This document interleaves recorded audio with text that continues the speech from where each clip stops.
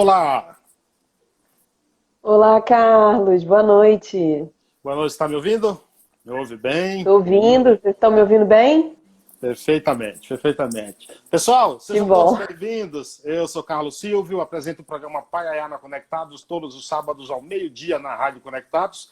Você acessa radioconectados.com.br. Acompanhe também os nossos podcasts. Estamos nas seguintes plataformas: no Spotify, Deezer, Tunnel, Google Podcast, Apple Podcast, também tem tudo no site do programa, que é paiaianaconectados.com.br. Lá você acompanha as colunas, né, do escritor e historiador Darlan Zurk, do jornalista e pesquisador de cultura Assis Ângelo e também do jornalista e crítico musical Sérgio Martins. Hoje, 18 de julho de 2020, edição de número 115 do Em Quarentena. Já passaram por aqui, nessa pequena tela, 114 entrevistados, 114 personalidades importantes, falando dos mais variados temas. E hoje não é diferente, vamos falar de um tema super importante. E para isso, eu recebo ela, que é historiadora, doutoranda em Memória Social pela Unirio, pesquisadora, produtora cultural e escritora. Recebeu menção honrosa no concurso literário da editora Casuá, São Paulo, em 2015. Em 2018, foi premiada pelo Ministério da Cultura com o livro Travessia Perene, lançado em 2019 pela editora Multifoco. Eu tenho a honra de receber aqui a escritora Haná Cavalcante. Muito obrigado pela aceitação do convite. Seja bem-vinda. Obrigada, Carlos. Eu que agradeço o convite. Agradeço a toda a equipe aí e todo mundo que está assistindo a gente. Você fala de onde nesse momento? Eu estou aqui no Estácio, né, o bairro que eu moro, no Rio de Janeiro, em casa, como uma boa parte de nós, né?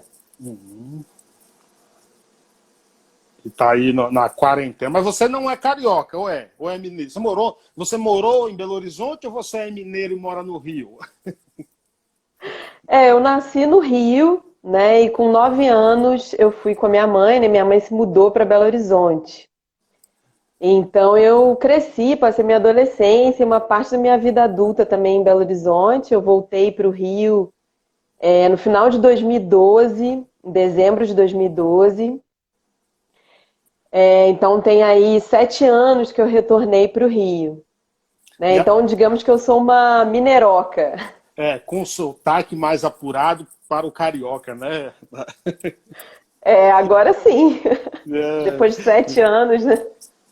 exatamente. Bom, ano passado você lançou aí o livro Travessia Perene. Quantos livros já escritos?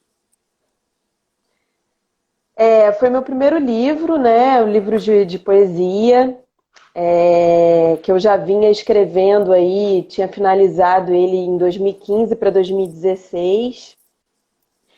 E comecei, enfim, em busca, né, de editora, de publicação, essa coisa toda, né? Ainda bem no início, assim, dessa pesquisa, né? Porque a gente sempre fica nessa coisa de, como publicar, o que fazer, enfim.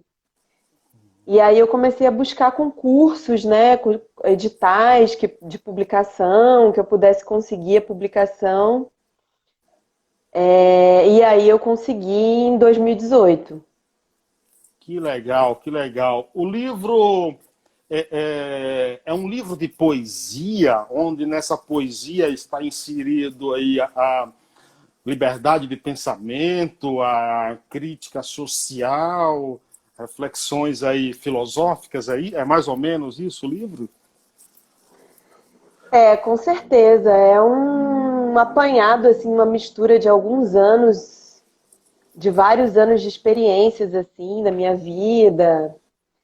É uma mistura muito grande, assim, do que eu sou, na verdade, né? Daquilo que me inquieta. Então, é uma mistura, né? Tem bastante questão social, política, com sentimentos pessoais, experiências pessoais. Então, acho que a poesia é sempre um pouco isso, né? Assim, é muito do que vem de dentro da gente, né? Bem lá do fundo. E uma mistura de tudo que a gente vai vivenciando, que a gente vai vivendo e que a gente coloca no papel como uma forma de se expressar, né?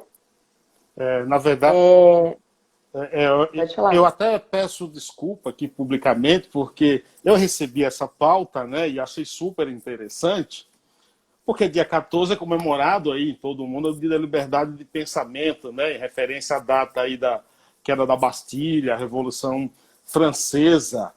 Aí eu falei, poxa, cai bem, vou entrar em contato para marcar uma entrevista para o dia 14. Só que o velho aqui, que está gaga, esqueceu que tinha marcado com outra pessoa no mesmo dia. Então eu até peço desculpas por esse constrangimento aí, que eu acabei te passando uma data e a gente, ainda bem que a gente conseguiu adiar. Então, desde já, eu peço até desculpa por essa confusão, entendeu? Eu tô na seguinte idade agora, eu tenho que anotar tudo, senão eu esqueço até o que eu tomei café de manhã. Mas eu também sou assim, viu? Se eu não Aí, anotar tudo, eu não consigo lembrar, não. pô, Se eu acho for que por causa da idade, eu já tô começando assim também. você dói, mas é chato, né, quando acontece essas coisas, que você fica meio sem saber o que fazer. Bom, como eu falei, dia 14 foi comemorado aí o Dia da Liberdade de Pensamento, né? Sim. A historiadora Hannah Cavalcante, o que pesquisou para escrever esse livro, já que no teu livro tem um misto aí de coisas. Assim, o meu livro, obviamente que ele acaba debatendo, né, bastante nas poesias essa questão da liberdade. É uma palavra que é muito cara, né, para mim e para todos nós, né, e que aparece muitas vezes no livro.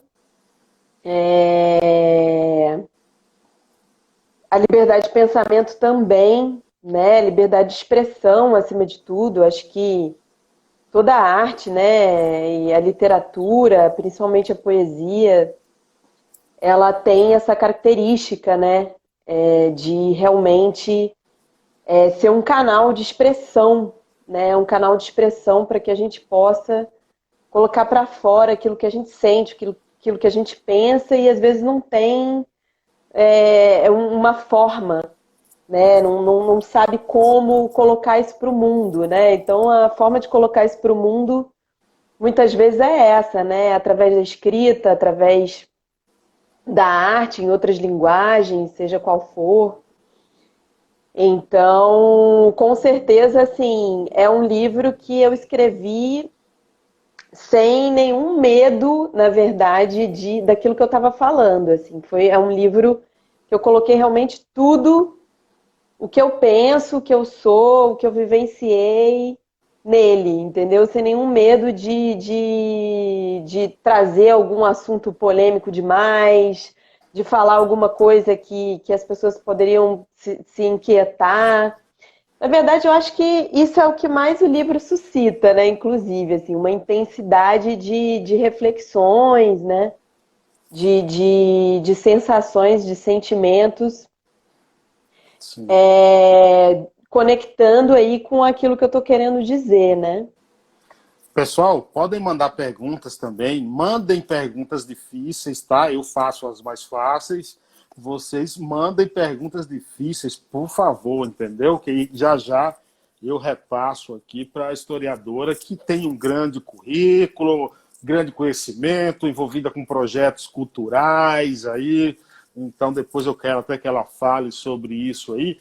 Mas falando aí em liberdade, o conceito de liberdade é muito amplo, né? Ela vaga na tua visão, o que é que vem a ser esse conceito de liberdade? Aí realmente você pegou. Bom, a liberdade. Porque assim, a liberdade, a palavra liberdade, como você falou, é uma palavra tão ampla, né, ao longo da história, assim, se eu for pensar em correntes políticas, né, em ideologias, a forma como encara a noção de liberdade, o conceito de liberdade é muito variado, né, muito vasto, né? Mas no caso da liberdade de pensamento, a gente sabe que é um processo que veio acontecendo, né, principalmente aí no Ocidente, né, ao longo do século XIX, início do século XX, e principalmente depois da Segunda Guerra Mundial, né, que é justamente quando a ONU, né, e todos os países signatários, eles criam, elaboram, né, a Declaração Universal dos Direitos Humanos, né, em 1948, em que a liberdade de pensamento e a liberdade de expressão, né, é até bom a gente lembrar que na declaração ela fala sobre o direito à liberdade de pensamento, consciência e religião, que é uma coisa super importante para a gente hoje, inclusive, né? E não é à toa, claro, né? Porque a gente tem um grande histórico aí, né, no mundo de conflitos em virtude de religião, né? Então, o artigo ele aborda isso, ele fala isso. Enfim, a declaração está fazendo aí 70 anos, né? Eu acho que a gente ainda está bastante distante de alcançar, mas existem muitos defensores de direitos humanos por aí e essa luta continua, né? Então, essa liberdade de pensamento na declaração, ela vem muito com isso, né? A liberdade de pensamento, de expressão, de consciência, de religião. Você, por exemplo, falando aí que essa declaração está completando 70 anos, você considera que estamos, por exemplo, como uma criança que a partir dos 6 anos, quando a sua massa cinzenta começa a se formar e ela começa a entender dias, horas, aí você considera que nós estamos em processo de amadurecimento em relação à liberdade de pensamento? Olha, eu espero que sim. Eu acho que varia muito, né, de país para país, né? Cada país tem o seu processo, né? Seu caminho, né? A sua história dentro disso tudo. Então, nós brasileiros temos uma história, enfim, o resto da América tem outra e na Europa é diferente, mas eu acho que 70 anos para a história é pouco, né? Parece que é muito, mas não é. Então, assim, com certeza, se nós formos pensar nesse aspecto, né?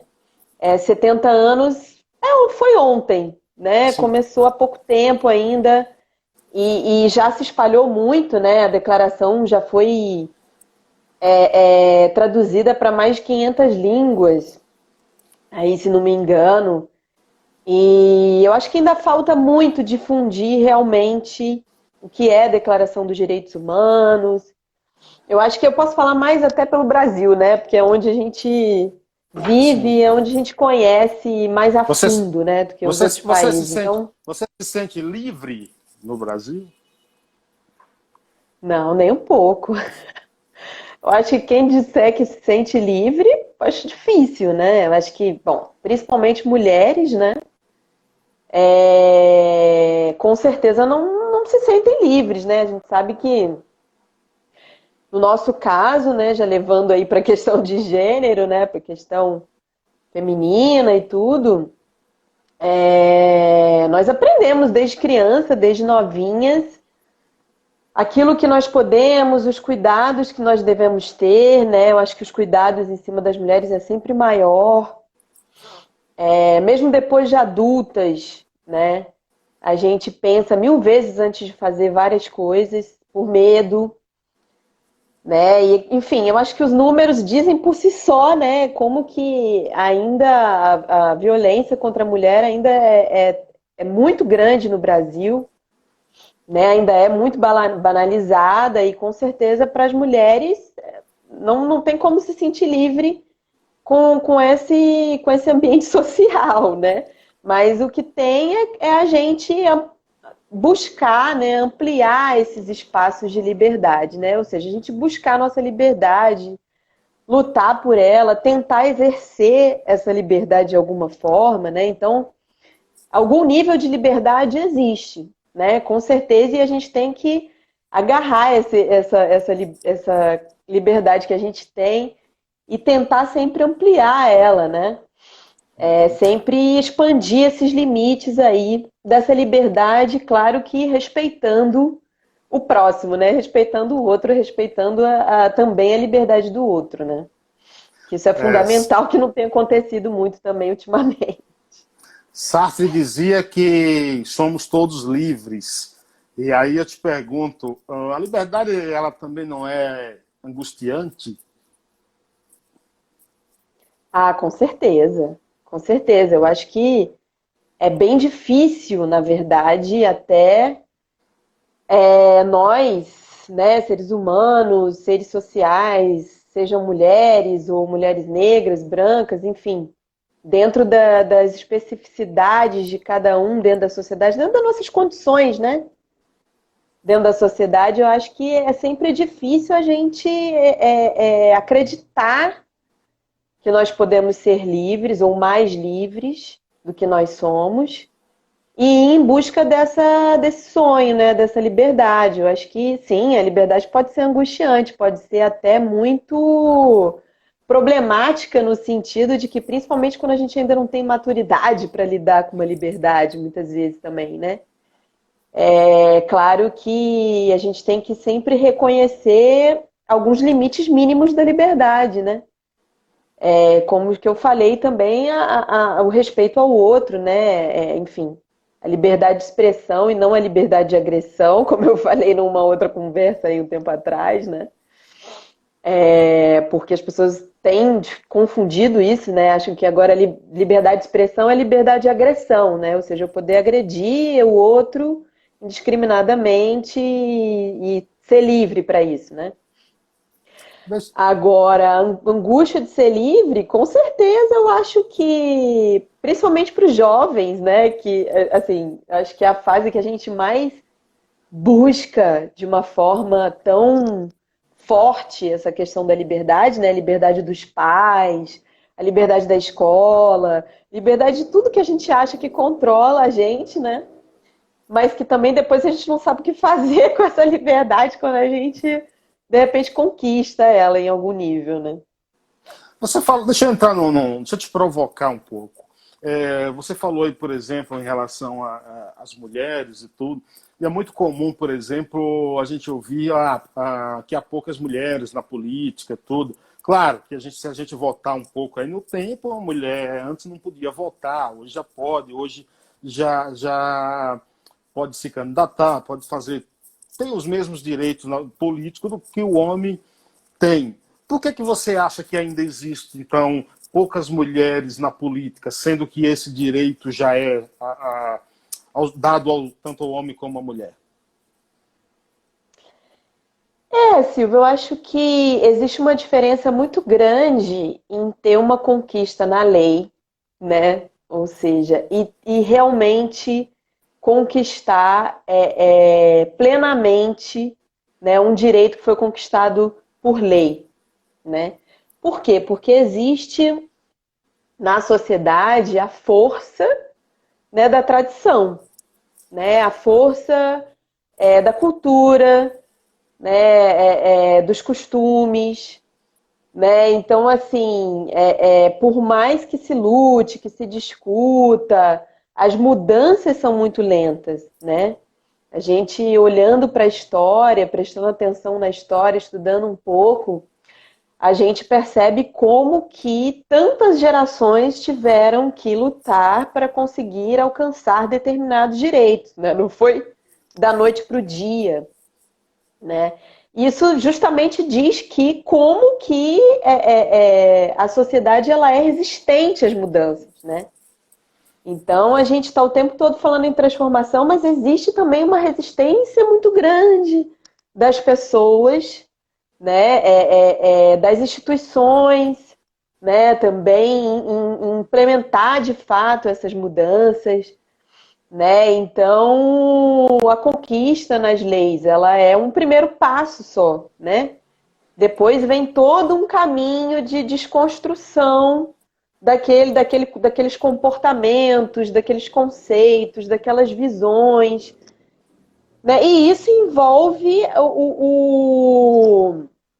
o comprometimento de pelo menos uma boa parte, né, ou uma grande parte da população, né, da sociedade, né? Se a sociedade não estiver engajada, não estiver interessada que essa mudança realmente aconteça, né, ela vai ser mais lenta ainda, né? Então, nesse caso das mulheres, né, da participação das mulheres em tudo, né, porque todos os números que você pegar, né, as mulheres têm menos espaço, né? E se você for pegar mulheres negras, menos ainda, né? Pela questão, toda a questão histórica, né? Tem vários motivos, né? O motivo da educação, por exemplo, primeiro que eu pegaria, né? Educação e Uhum. cultural. E que as mulheres não são ensinadas, né, a se considerar como pessoas que precisam e devem, né, exercer seus direitos políticos, exercer sua cidadania, falar, né, ter espaço para falar. Então tem menos espaço, né? Hoje em dia eu acho que as pessoas até pensam assim, ah não, isso é loucura, não existe mais isso. Mas se a gente começar a prestar atenção nos detalhes, é que a gente começa a perceber que não é Mas, loucura, que não é coisa da cabeça, da invenção, que é real, né? Na nossa família ali, se eu for pegar um micro, né, espaço ali da família, né, e que você tenha a oportunidade de observar isso, você vai ver que os pais geralmente não incentivam tanto as mulheres quanto incentivam os homens a determinadas coisas. Tem a questão também da maternidade, né? Quer dizer, a maternidade é uma grande forma de exclusão da mulher de todos os espaços públicos, né? Tanto que a mulher, até para amamentar em público, tem que ter uma discussão gigantesca, né? Tipo, na internet, né? Em tudo quanto é lugar, para uma coisa tão simples, né? Tipo, que é simplesmente amamentar, que é natural. Né? Então, se para uma coisa dessa, né, tem que ter uma discussão gigantesca, imagina o resto. como é que você viu, Né? então, Então, assim, como é que você viu, então, o fato de o Brasil já ter elegido aí uma mulher para o cargo máximo do país? foi inclusive uma situação de exceção na história do Brasil, né? Foi a primeira mulher a ser eleita e não à toa sofreu muito machismo, né? Durante o mandato e no final, depois, né? Enfim, a gente via que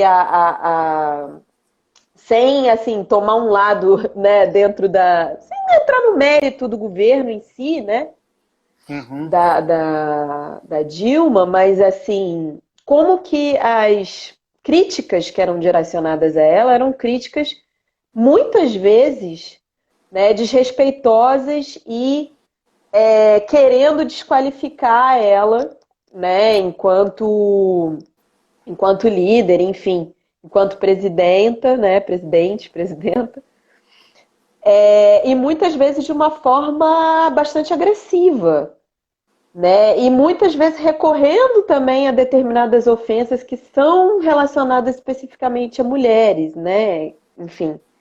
Isso aí você percebe, claro, que tem o machismo, quer dizer, aquelas mesmas ofensas, aquelas mesmas palavras, daquela forma, não seriam direcionadas para um homem. Né? Então, até nesse momento é diferente, Mas né? Mesmo quando a pessoa alcança, né? Consegue alcançar esse espaço, esse lugar. Né?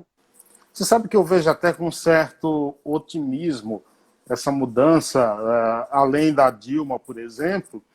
Nós tivemos aí na última eleição a Joyce Hasselmann, que teve um alto número de votos, a Janaína Pascoal também, a deputada mais bem votada da história também. Isso não já está começando a reverter o lado aí da questão? Sim, sim, aqui no Rio também tem várias candidaturas, inclusive de mulheres negras, né? Que desencadearam aí, que já existiam antes, mas que vieram também muito depois do assassinato da Marielle. Eu acho que as mulheres estão começando a ganhar bastante espaço em relação ao que existia 10, 15, 20 anos atrás, né? Muito fruto desse movimento todo, né? Dessa luta toda por busca de espaço, né? É claro que não adianta, né, uma mulher exercer um espaço, tá num espaço político, né, de poder e negar as conquistas históricas que aqui as mulheres, né, lutaram, sei lá, durante quantos anos, acho que vamos botar aí 200 anos, você pegar desde o século XVIII, né, pelo menos. Eu acho que também é complicado, né? Eu acho que é ruim. Mas, de qualquer forma, eu acho que tende a crescer e está crescendo por causa de muitos movimentos que estão acontecendo segmentados, né? Isso está acontecendo também muito na cultura, na arte, né? Inclusive na literatura também, né? Sim, sim, sim. O Mário Tenório te pergunta como é que você vê a questão da liberdade religiosa hoje no Brasil?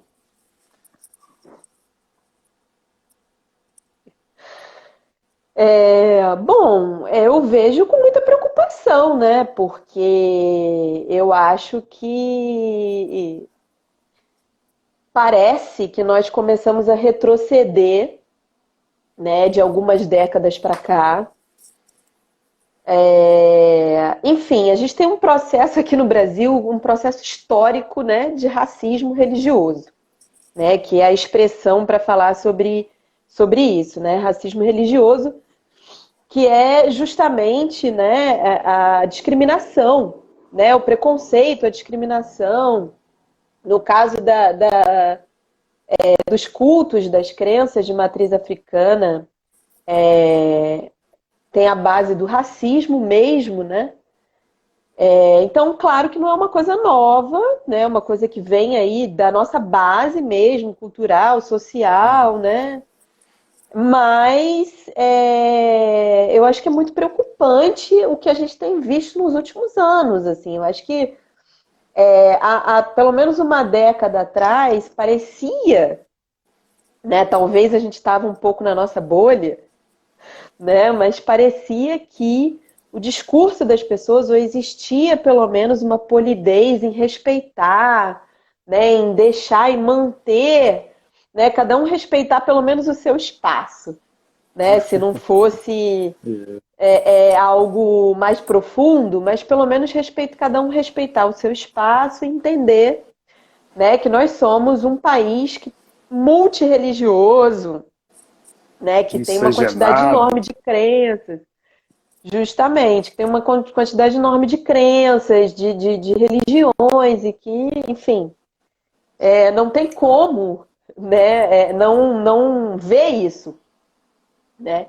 E de uns anos para cá, eu acho que a gente tem começado a ver uma certa impunidade, né, em relação aos ataques que estão acontecendo, principalmente aos cultos de matriz africana, né, no Brasil inteiro. Então é muito triste, né? Eu fico muito triste, Sim. apesar de eu mesma não ser, enfim, não ter religião, mas eu respeito muito e admiro e, inclusive, acredito, né, em muitos princípios, né, dos cultos afro-brasileiros, Yorubá, etc.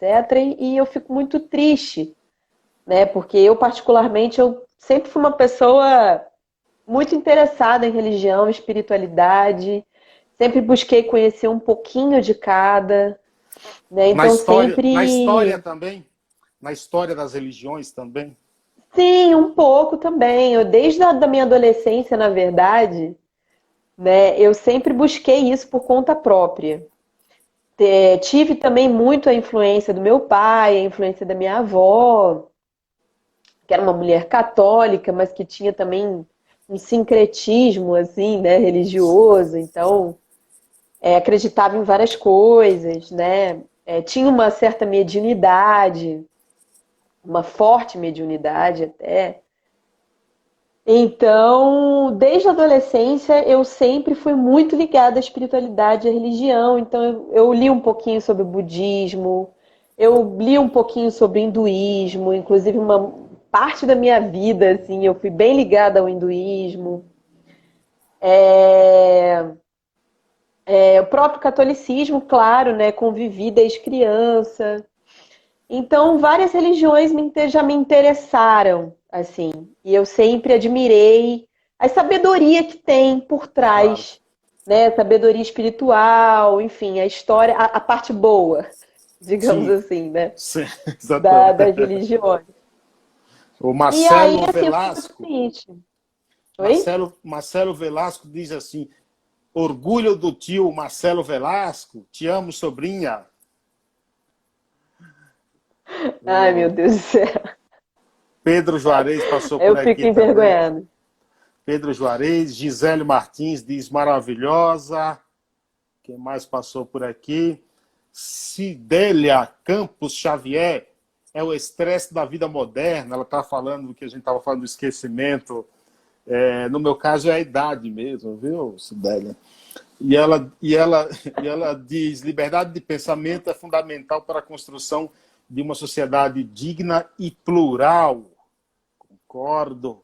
E ela complementa: a liberdade é uma conquista coletiva. Exatamente. O perfil aqui, Bom, Cutucai do Nando, do Nandal, diz o seguinte, passando para deixar um beijo. E a Cidélia, beijão, meu querido, obrigada. a Cidélia te faz uma pergunta aqui: liberté, igualité, fraternité, liberdade, igualdade, fraternidade. Os revolucionários da Revolução Francesa traíram esse lema da Revolução. Como está a humanidade atual, na sua visão, em relação à prática desse lema? Houve evolução? Obrigado pela pergunta.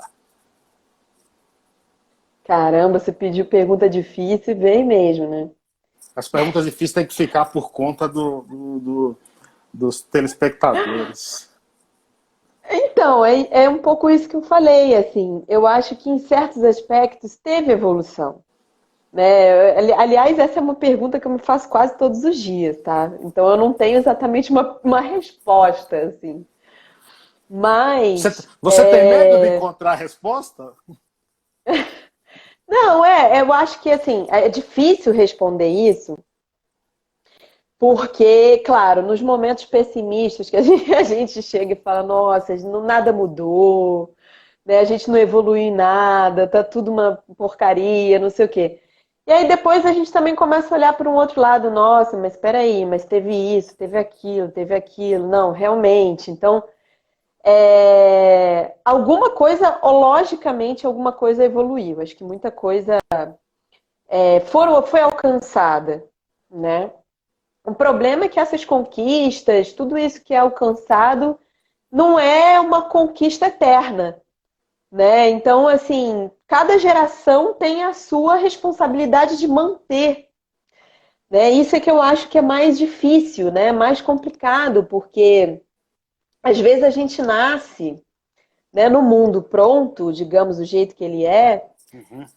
e a gente nem percebe que pequenas coisas que são normais para a nossa vida, que são totalmente comuns, né? As pessoas tiveram que lutar muito para conseguir que isso acontecesse, né? E como a gente às vezes não tem essa consciência, né? Muito pela questão também da educação que a gente tem, a gente não dá valor a essas conquistas e a gente também não se sente responsável, né, por manter essas conquistas e, né, na nossa vida de cada um e coletivamente a gente continuar avançando, né? Então a gente fica vendo esses avanços e retrocessos o tempo todo na história, que é muito desgastante, cansativo pra gente, né? Então essa pergunta fica meio sem resposta, porque eu acho que a resposta é mais ou menos essa, né? A gente avançou em muitas coisas e em outras a gente não conseguiu avançar ainda, né? A gente ainda tá muito lento, né? A Gisele Martins te pergunta como está o seu olhar para os caminhos artísticos no mundo pós-pandemia, como vamos nos expressar? Olha, eu acho que assim, A arte não tem fronteira, né?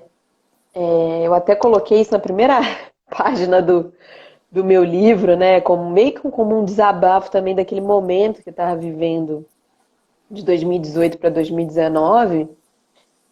E a arte não morre, gente. Eu acho que assim, a arte atravessa e atravessou todas as fases da humanidade e fases assim muito, muito complexas, muito difíceis. E ela não morreu, pelo contrário, né? Eu acho que é incrível, inclusive, isso. Eu acho que agora na pandemia a gente até viu o quanto que a gente dá valor a isso, né? Assim, o quanto que é importante, né? Muita gente ficou fazendo até meme, né? Enfim, Uhum. falando, agora você dá valor, né, para quem faz cinema, agora você dá valor para quem canta, né? Porque tá dentro de casa Sim, sim. e tem que ficar se ocupando, vendo filme, né, vendo série, e aquilo tudo é muito trabalho, né? É um trabalho criativo e um trabalho tudo, corporal, né? Enfim. Eu realmente não sei, eu acho que a arte vai continuar. Eu acho que essa questão da pandemia, com certeza, vai trazer situações estranhas, né? Que já estão sendo discutidas, assim, tipo, teatro vai ter que de colocar metade das poltronas, né? As pessoas vão ter que ter uma distância, vai ter que seguir certos protocolos e tal. Pelo menos até ter a vacina, né?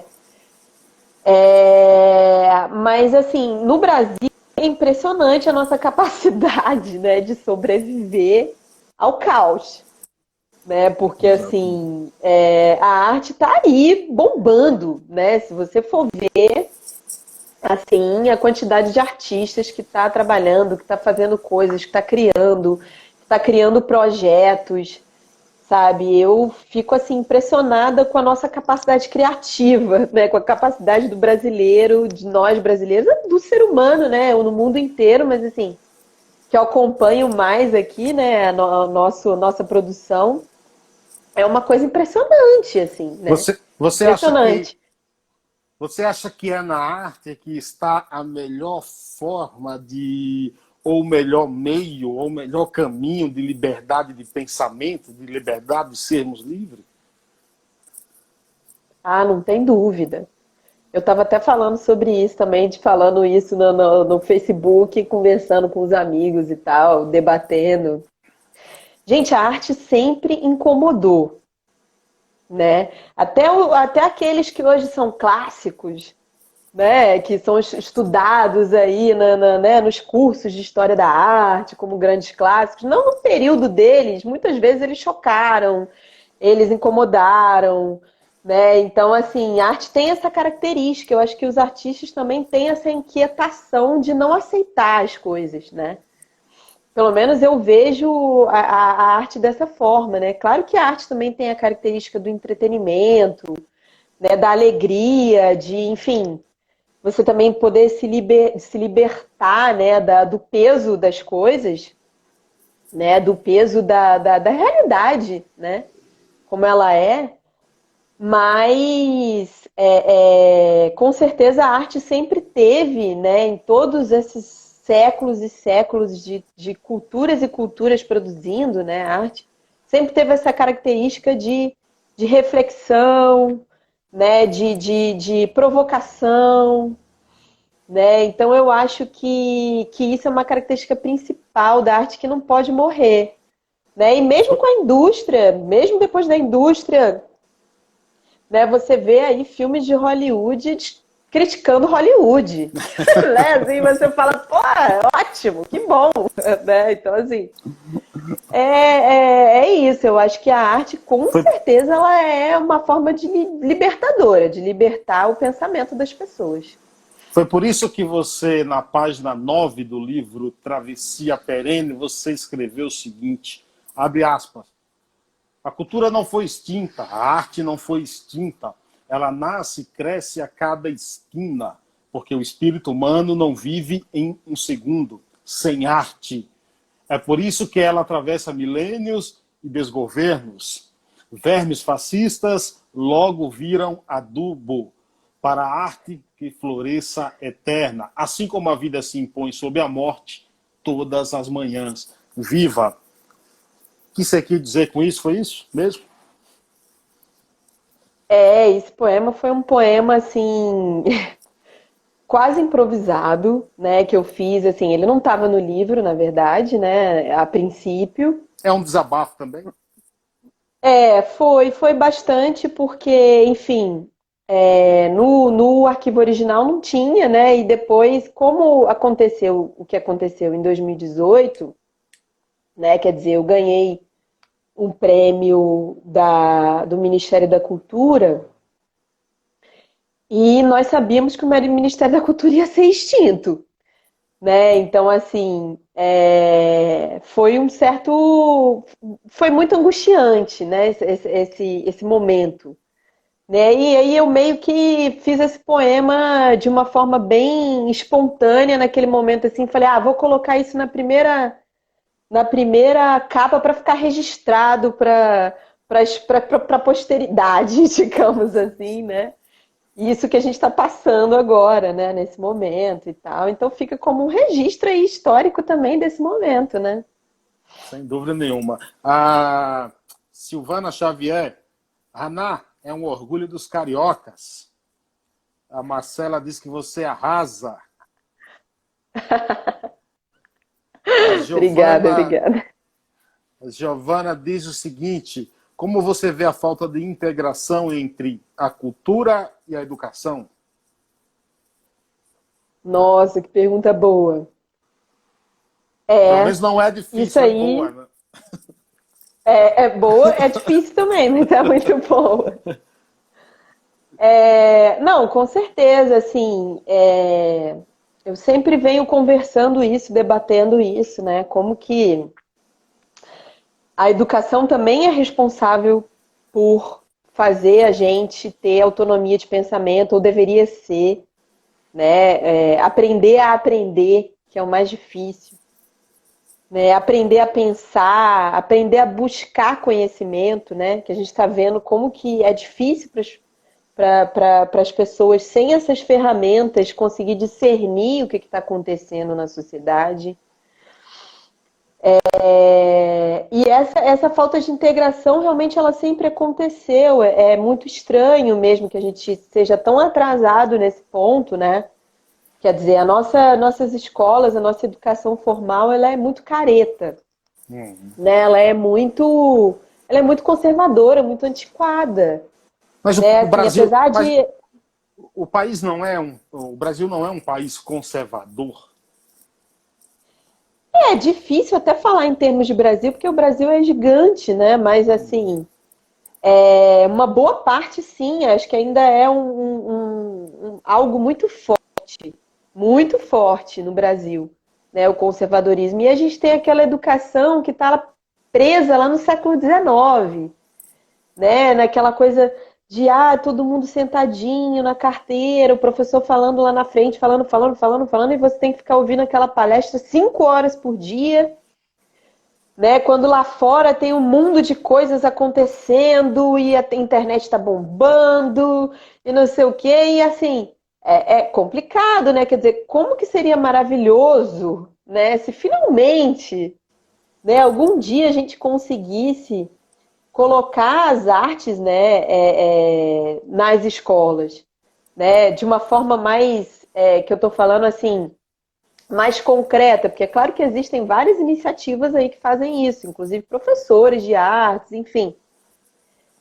Mas, assim, a gente vê que se a gente tivesse, por exemplo, né, num contraturno, fora do turno, ou dentro mesmo da grade, teatro, música, né, artes plásticas, artes visuais, a própria literatura, as pessoas poderiam ter até valorizar muito mais a cultura e a arte também, né, inclusive, né, valorizar a produção, ter até essa coisa também, o Silvio, porque assim, a gente admirar a arte, a gente também tem que aprender, né? Parece que não, mas também é uma coisa que se aprende. Claro. né? Então, assim, para a gente valorizar o teatro, para a gente valorizar a música, para a gente valorizar o cinema, a gente tem que ter o hábito, né? E admiração por essas expressões, por essas linguagens. Então, se isso tivesse com a educação, né? Se isso tivesse nas escolas, nossa, a gente teria uma outra educação. Com certeza as pessoas iriam para a escola muito mais felizes, com muito mais satisfação do que elas vão atualmente com aquela sensação de obrigação, né? Ah, eu tenho que ir para aquele lugar todos os dias, meu Deus. Então, A Marcela te pergunta o que você pensa sobre as novas dinâmicas que o setor cultural adquiriu na quarentena. isso também é um assunto que dá pano para manga pra caramba, né? Assim, a gente teve que se reinventar, como tá sempre sendo dito muito nessa palavra. E eu acho que assim, tava falando isso ontem, que agora parece que tudo que a gente faz, a gente tem que ser um pouquinho social media, né? Uhum. E é um Sim. pouco, digamos assim, um pouco angustiante, que é claro que a gente tem uma certa resistência, né? Principalmente nós que temos mais de 30 anos, já denunciando Eu, aqui a eu minha passei, idade. eu passei dos 30 faz algum tempo já. Nem lembro dos 30 quando eu passei, entendeu?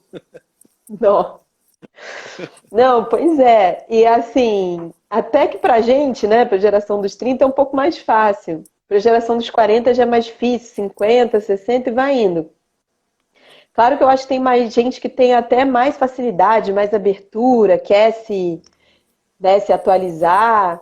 Mas o fato é que hoje em dia, para a gente fazer tudo na vida, a gente tem que ser um pouco social media, principalmente cultura, né? Cultura virou comunicação, né? Cultura e comunicação, elas estão andando juntas agora. Sim. E aí a gente tem que, de alguma forma, se adaptar e ver como que a gente vai tocar isso, né? Como que vai ser isso, né? Por um lado, eu acho muito bom que a gente aprenda, né? Que a gente seja iniciado nessas linguagens, para quem ainda não tinha sido, né? Para que a gente também rompa um pouco essa barreira pela necessidade, né? Ah, eu vou ter que aprender, não tem jeito. Né? Mas, por outro lado, claro que a gente sente a falta do presencial, né? Eu não consigo, de jeito nenhum, achar que o online tem um décimo da riqueza que o presencial tem, em qualquer sentido. Uma Né? Eu simples acho que conversa, realmente. uma simples conversa olho no olho, ela representa muito mais, ela transporta ali, ela deixa transparecer muito mais sinceridade, muito mais aprendizado do que uma conversa online, entendeu? Por exemplo, se nós estivéssemos no estúdio de rádio fazendo uma entrevista, o tom, o aprendizado tirado ali desse bate-papo seria muito maior. Eu, pelo menos, vejo assim, porque eu também entrevisto no estúdio, entendeu? Então, eu sinto essa diferença. Não, acho que para arte isso é. Não tem nem como, assim, tipo. Até os festivais de cinema, né? Que o cinema é uma coisa que, enfim, você pode ver pelo computador, pelo celular e tal, mas assim, estão lamentando, né? Porque tem aquele momento do debate, de discutir com os diretores, com os realizadores, da plateia falar e tal. E assim, no online é outra coisa, né? Agora, se você for pegar uma linguagem como um teatro, por exemplo, cara, o teatro é pura magia do momento, né? Não tem como, assim, fazer o teatro ser online o que ele é ao vivo, assim, porque tem toda aquela energia fortíssima, né, daquele momento mágico ali que aquela peça está acontecendo, né? Então, acho que tem algumas coisas que é mais fácil, né? Que até dá para você adaptar mais, tem outras que dá para adaptar menos. Então, assim, a gente está torcendo pela vacina. Eu acho que é isso, basicamente é isso, assim. Ô, Vacina, ô, chegue logo, entendeu? ô, vacina. Me diz uma coisa, você também produz aí projetos culturais? Fala um pouco aí desses projetos teus. Essa minha vertente aí na cultura, ela veio muito influenciada pela minha mãe, né? Que é produtora, sei lá, 20, 30 anos aí de estrada. Resistente. E aí ela, é, aí ela me legou um pouco essa coisa, assim, né? Tanto esse gosto, né? Quanto também passando um pouquinho de conhecimento, e foi me passando um pouco de conhecimento, e eu fui pegando aos poucos, né? E, enfim, até um momento que eu comecei a meio que caminhar um pouco sozinha mesmo nessa área, que foi mais ou menos em 2013, justamente quando eu vim para o Rio, né? Porque quando eu fiz o meu CNPJ, enviei um primeiro projeto para um edital que foi aprovado. Legal. Então me deu um gás muito grande na época, assim, sabe? Eu fiquei muito empolgada, tipo assim, poxa, a primeira coisa já deu certo, né? A primeira coisa que eu tentei, assim, que eu tinha feito totalmente, deu certo e tal. E aí é uma área que eu amo muito, mas é uma área muito difícil, né? Eu acho que o meu caminho nesses 7 anos aí na produção teve muitos altos e baixos, né? Até pelas condições do Brasil, do país, né? Sim, sim. Acho que a gente vem atravessando, principalmente nos últimos anos, assim, um desmonte mesmo da cultura, um sucateamento, enfim. E aí, isso foi perdendo um pouco de terreno na minha vida, né? Então agora eu estou muito para literatura, para divulgar o meu trabalho de escrita, para terminar meus livros, né? Porque é uma coisa que dá para fazer nesse contexto, né? Que, enfim, esse contexto de não ter patrocínio, não ter investimento, não ter nada. Mas assim, eu não, a esperança é a última que morre, né? Então, eu criei aí em 2018, enfim, criei a Livre Essência Produções, né? Que tem um site, até quem quiser dar uma olhada, chama Livre Falha. Essência Produções. Tem site, tem página no Face. Eu fiz um investimentozinho, assim, na época, né? Muito empolgada e também já entrando um pouco em projetos socioambientais. Que por Que incrível que legal. pareça, apesar de não parecer nada a ver com tudo isso, sempre foi uma área que eu amo, meio ambiente, assim. Sou muito ligada em meio ambiente, em ecologia, né, e tudo isso. Então eu coloquei um pouco isso também, né, e fui me aproximando dessa área. Então, basicamente, hoje a gente trabalha com projetos sociais, culturais e socioambientais, né? E a minha especialidade dentro disso é justamente a escrita de projetos, né? Ou seja, escrever é a minha praia, né? Escrever é Exatamente. o Que que eu bom. realmente sei fazer, Me que manda é o que eu mais aí, gosto. me manda esses projetos culturais, link de divulgação, me manda que eu também vou compartilhando com as pessoas. Tá, vou mandar, vou mandar. Pode Vou mandar através colocar. do WhatsApp. E me diz uma coisa, para quem quiser adquirir aí o Travessia Perene, como encontra? E onde? Pois é, então, eu tenho ainda alguns exemplares, né, que eu estou enviando para o Brasil inteiro, né? Quem quiser pode pedir pelo Instagram, pela minha página no Facebook, que é Hanna Cavalcante Poesia, e no Instagram, que é Hanna Cavalcante Escritora, e está à venda também no site da editora, né? A editora Multifoco, é só jogar no Google Travessia Perene que vai aparecer. E tem uma novidade aí também que vai vir, Opa, né? conte-nos. Que eu tô contando aqui em primeira mão, não era nem para eu estar Opa, contando, mas enfim, eu vou falar aqui atenção, para as peraí, peraí. poucas pessoas que estão ouvindo.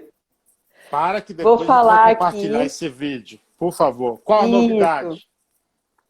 Eu vou colocar o livro muito em breve aí, dentro de uma semana, 2 semanas no máximo, eu vou estar colocando o livro na Amazon, no Kindle, né? Legal, Então ele vai estar sensacional. por um precinho mais acessível para todo mundo aí que tem curiosidade, que quer ler, mas, né, a gente sabe que os livros estão caros, né? Ainda mais com frete e tudo mais, então vai estar lá na Amazon. Então, assim, segue o Instagram aí, segue minha página que eu vou anunciar o dia que eu vou estar colocando na Amazon, né? E eu enviando também tá saindo baratinho. Eu tô fazendo uma promoção de pandemia aí também num precinho bem barato para quem quer Camarada, ter, né? para quem quer ter a dedicatória, né? Enfim. Eu gosto do papel ainda, viu? Ainda gosto de ler no papel, entendeu? Isso que me fascina ainda no livro. Ô, Haná Cavalcante, gostaria de agradecer por ter disponibilizado esse tempo de conversar com a gente. O meu muito, muito obrigado. Sinto-me honrado em conversar contigo. Que isso, Carlos. Olha, eu que agradeço. Foi maravilhoso o papo, muito bom. Adorei as perguntas difíceis também. Tá vendo Mas aí, ó? assim, adorei te conhecer, mesmo que virtualmente, né? Claro. Online. E te agradeço muito pelo convite. E obrigada para todo mundo que entrou aí para assistir, dar uma forcinha e tudo mais. Gente, Obrigadão. muito obrigado. Amanhã esse vídeo estará no canal Paiayana Conectados no YouTube. Também enviarei para a escritora e vocês compartilhem e se inscrevam no canal, tá bom? Obrigado, Haná. Obrigado a todos. Obrigadão, gente. Boa noite. Valeu, gente. Até a próxima. Um abraço.